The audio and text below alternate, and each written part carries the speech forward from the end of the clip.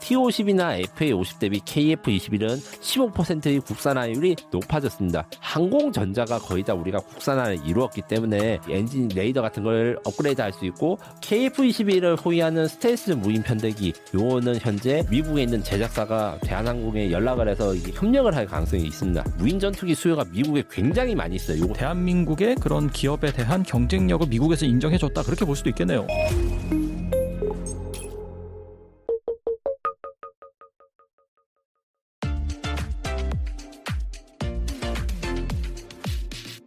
그리고 KF-21이 KC-330 공중급 6기와의 호환 시험에 성공하면서 작전 반경과 임무 지속 능력이 크게 확장될 것이다 라는 얘기가 있고, 특히 초음속 비행, 무장 분리 시험 등 주요 테스트를 이미 통과한 데 이어서 A사 레이더 등 국산 장비의 국산화율까지 65% 달성했다고 하더라고요.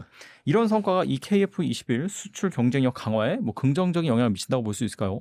기본적으로 이제 공중급유 이야기를 하자면 공중급유가 필요한 거는 비행기가 착륙했다가 이륙할 때까지 시간이 많이 걸립니다. 그래서 공중에서 급유를 하면 작전 시간이 늘어난과 동시에 작전 대기 시간이 크게 줄어들거든요. 그래서 공중급유가 단순히 멀리 가는 거 이상으로 장기간 대기하거나 아니면 장시간 작전할 때 최적화된 건데, 공중급 방식이 여러 가지가 있는데 이게 호스 방식, 프로브 방식 이렇게 있고, KF-21은 미국 공군의 기준에 따라서 프로브 방식을 하고 있습니다. 다만 이제 FA-50 같은 경우에는 이 미국 해군의 그 호스 앤 드로그란 방식을 사용하고 있어 이게 호환이 잘 안 돼요. 그렇기 때문에 이제 아마 제 생각에는 FA-50도 이제 미국 그 FA-50이나 KF-21이 앞으로는 다양한 공중급유 방식을 채용할 수 있도록 개량될 것으로 보이고, 한 가지 제가 이제 좀 아이디어식으로 좀 제안 드리고 있던 게 뭐가 있냐면, 우리 경쟁자라 할 수 있는 라팔 전투기 같은 경우에는 공중급유기가 없어도 공중급유가 됩니다.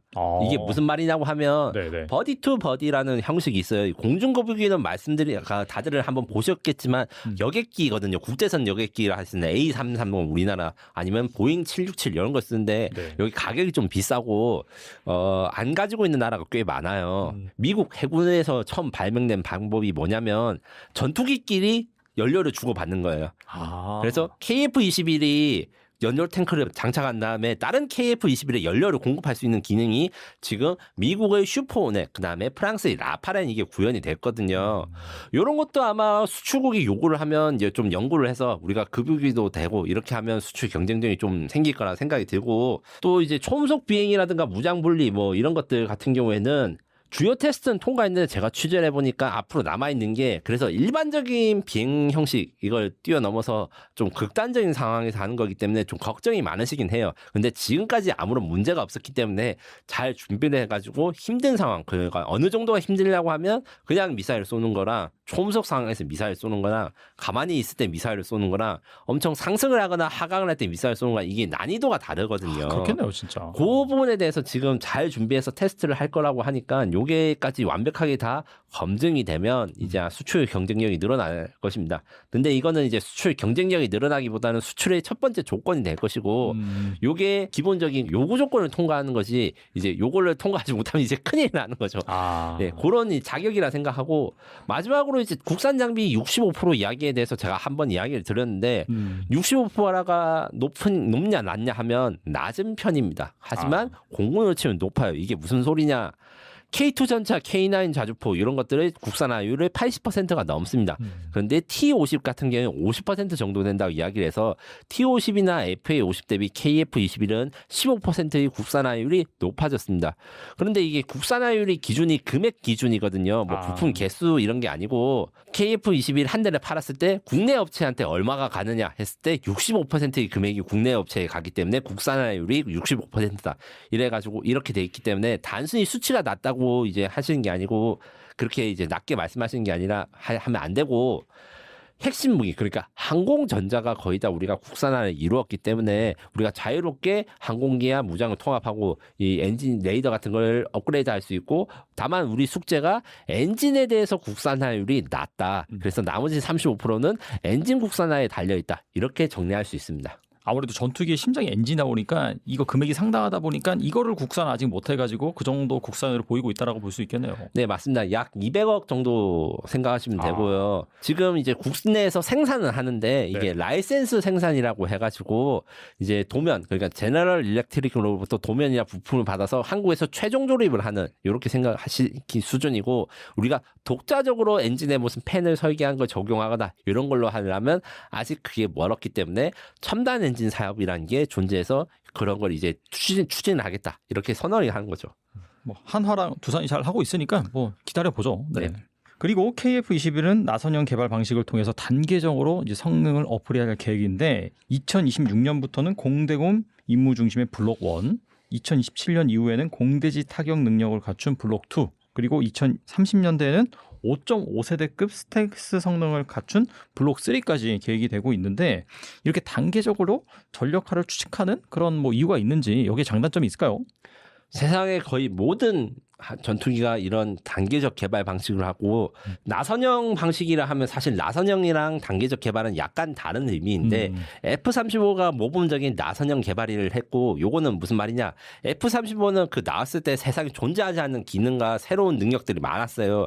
그래서 너무 리스크가 높기 때문에 그 존재하지 않는 것에 대해서 기능을 구현하고 증명하려면 충분한 준비 시간이 필요하는데, 일단 기능이 구현되는 것부터 작투입을 하자, 그리고 검증된 것부터 하자는 게 나선형 개발이고, 그러면 이제 단계적 개발도 똑같은 거 아니냐는데, 단계적 개발에서 KF-21 단계적 개발은 사실은 이런 나선형 개발, 그러니까 존재하지 않는 거를 만드는 건 아니라 다른 나라들이 이미 확보한 기술을 우리가 확보한다는 식으로 해서 우리의 예산과 중요도에 따라 가지고 돈을 투입을 어느 프로젝트에 먼저 하거나 어느 작업에 먼저 하느냐, 요 순서를 조정하는 게 그 단계적 개발, 살라미 전술이라고 할 수 있는 이런 걸 사용한다 생각하시면 돼요. 그래서 KF-21의 단계적 개발 같은 경우에는 물론 1, 2가 확정돼가지고 하는 건데, 1보다 2가 늦게 나온 건 단순히 이제 1을 만들고 나면 2를 만들기 쉽기 때문이에요. 그러니까 공정상으로 이제 뭐 이야기를 해야 되는데, 공대공 능력을 먼저 갖추면 뭐가 증명되느냐, 비행 성능이 다 검증이 돼요. 왜냐하면 공대공 임무를 할 때 탑건을 그 영화 기억하시면 알겠지만 막 네네. 기동을 하잖아요. 그렇죠. 지상 공격을 할 때 아주 낮게 나는데 그 지상 공격보다 이제 공중전 기동이 더 격렬하기 때문에 공중전부터 먼저 하는 거 하나랑, 레이더를 만들 때 공대공부터 먼저 만들고 공대지를 그 다음에 만듭니다. 이게 왜 그러냐면, 그 레이더를 어떻게 쏘냐 생각하면, 하늘을 향해서 이제 적 비행기를 쏘면 하늘에는 장애물이 없잖아요. 근데 지상 공격을 위해서 레이더 모드를 하거나 배를 공격하기 위해서 레이더 모드를 쓰면, 아래를 쓰면 클러터라는 게 생깁니다. 쉽게 말해서 지면이나 해면에 반사파 같은 걸 걸러줘야 되는 기술이 좀 어려운 기술이에요. 이런 식으로 해서 이런 게 이걸 먼저 만들어야지 뒤있기 쉽겠구나, 이런 식으로 블록 1, 2가 구별되어 있는 것이고, 블록 2 이후는 사실 결정되지 않았고 지금 논의를 많이 하고 있습니다.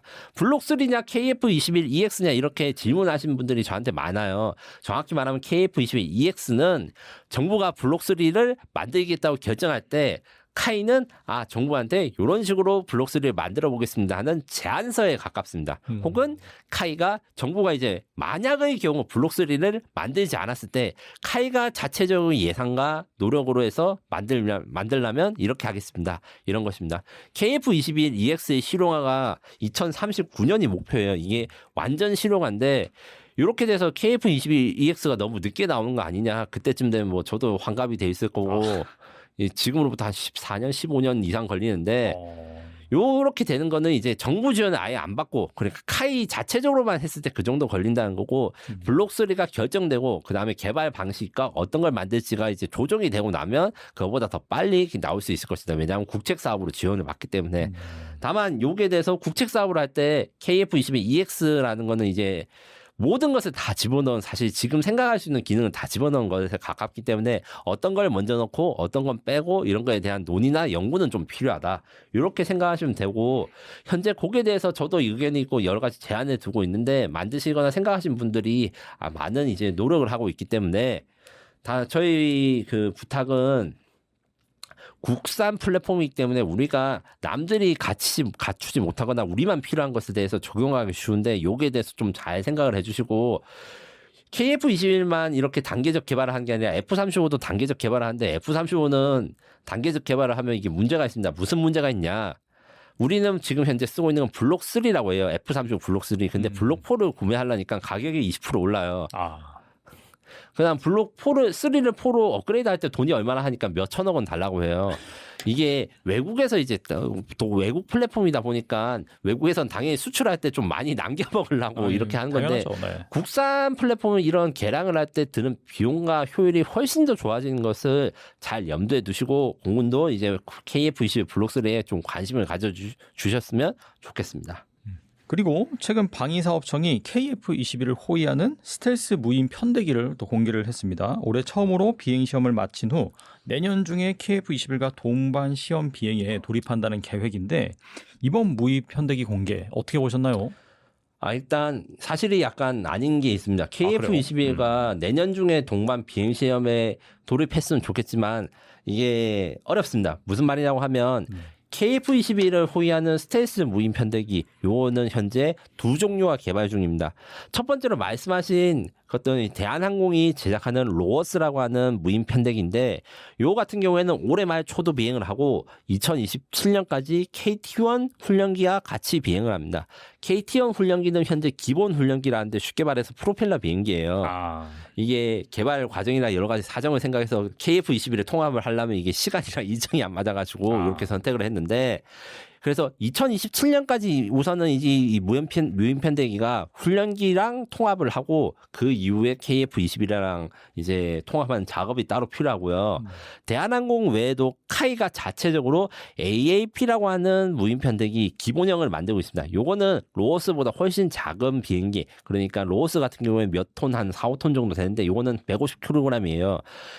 크기는 작지만 그 자율 비행 기술이나 이런 것들에 대해서 카이가 상당히 많이 노력을 해서 올해 초도 비행을 하고 2027년까지 FA50과 같이 비행을 하는 것을 목표로 하고 있습니다. 사실은 이제 올 서울 에어쇼에도 이게 실물을 둘 다 볼 수 있을 것이고 특히 로어스 무인 편대기 같은 경우에는 이번 서울 에어쇼에서 최초 공개가 되는데 실제로 보시면 되게 커요. 생각보다 크고 좀 놀라요. 왜냐하면 KF-21이나 F-15 같은 사람이 탄 비행기를 보시다가 무인 전투기를 보면 무인 전투기도 사람이 안 탔으니까 좀 작고 별로라고 생각하실 수 있는데 대한항공이 만든 중고도 무인기도 사실 KF-21보다 크기가 크고 그래요? 예, 로어스 요거 같은 경우에는 이 중고도 무인기보다는 작지만 상당히 볼륨이 있습니다. 요래가지고 아마 임팩트가 있을 거라고 생각을 하고 다만 이건 있어요. 뭐가 있냐면 앞서 말했는데 지금 두 종류의 무인 편대기가 개발되고 있고 KF-21에 어떤 게 통합될지 요게 사실 결정을 하려면 시간이 좀 필요해요. 대한항공과 카이가 각각 자신들의 모델을 만들어서 결정을 하는데 제가 보기엔 요것도 이제 앞으로 뒤에 말씀드린 이제 첨단 엔진이나 이런 몇 번 말씀드렸던 사업들을 국책 사업으로 간다고 제가 말씀드렸는데 요것도 정부랑 공군이 이게 기종 선정을 어떻게 할 것인가 이런 걸 정해가지고 만들고 표준화된 무인 편대기 규칙 이런 걸 만들어야 되는데 요 같은 경우에는 지금 현재 좀 해외 협력이라든가 이런 것들과 이슈가 있습니다. 무슨 말이냐면 제가 이번에 사람들이 중요한 뉴스인데 놓친 게 하나 있습니다. 네. 대한항공의 그 로어스 무인 편대기는 제트 엔진을 가진 무인 전투기거든요. 그거랑 비슷한 거를 미국도 만들고 있는데 미국에 있는 제작사가 대한항공에 연락을 해서 이게 협력을 할 가능성이 있습니다. 이게 공개된 뉴스인데 사실은 이 중요한 게 사람들이 왜 주목을 안 하지 하는 게 있어요. 안두리라는 회사가 있어요. 팔머럭키라는 대표가 있는 어떻게 보면 팔란티어 요즘 잘 나가잖아요. 엄청 잘 나가죠. 최고죠. 팔란티어의 형제 회사라고 할 수 있습니다. 이 투자자가 같기 때문에 안드릴이 대한항공과 이제 MOU를 맺었어요. MOU를 맺은 게 뭐냐면 한국의 아스널 코리아라는 걸 만들고 이걸 대한항공과 합계하겠다. 여기에 대해서 정확하게 지금 어떤 것을 합계하겠다라고 이야기를 안 했는데 이 로어스랑 비슷한 정도의 그 무인 전투기 수요가 미국에 굉장히 많이 있어요. 이것을 CCA라고 합니다. 안드릴 같은 경우에는 잘 나가긴 한데 공장이 많이 없어요. 생산 기지가 필요하고 그래서 잘 됐을 경우에는 대한항공과 협력해서 그래서 로어스가 우리 KF-21에 통합되는데 대한항공이 이제 미국에도 이 비슷한 비행기를 만드는 부품을 공급하거나 아니면 조립 공장으로 유출을 할 수 있는 거죠. 이렇게 되면 수요가 엄청나게 많아지겠죠. 이런 것들처럼 여러 가지 좋은 소식들이 많이 이야기가 되는데 한 가지 어려움이 있어요. 인공지능 만드는 게 너무 어렵다고 합니다. 인공지능이요? 예, 이런 걸 만들 때 필수적인 게 이제 AI 들어가는 것이라서 지금 국내 기술로 열심히 만들고 있긴 한데 이제 해외 국제 협력도 아무래도 난이도가 높다 보니까 이런 이야기가 나오고 있고 요게 대해서 우리가 남들보다 먼저 만들 수 있으면 그 소버린 AI 요새 이야기를 하고 다른 산업 분야에서 많이 이야기를 하는데 국방 분야에서도 큰 발전이 예상됩니다. 근데 이게 대한항공에 그 MOU를 맺고 또 제작이라든지 뭐 그런 부분을 요청했다는 것 자체가 확실히 이 대한민국의 그런 기업에 대한 경쟁력을 미국에서 인정해줬다 그렇게 볼 수도 있겠네요. 네, 그리고 실제로 이런 급의 비행기를 만들어서 비행을 실제로 해본 게 튀르키예, 미국 정도밖에 없기 때문에 유럽도 한번 시험기만 하고 말았어요. 그렇기 때문에 한국이 다른 건 좀 뭐 그 뒤처지더라도 지금 열심히 이 무인기에 대해서 투자를 하고 특히 CCA라는 이 사업 관련해 가지고 많이 연구를 하면 한국이 얻을 수 있는 산업 분야, 그다음에 방위 사업의 발전 분야가 굉장히 클 것이라 생각합니다.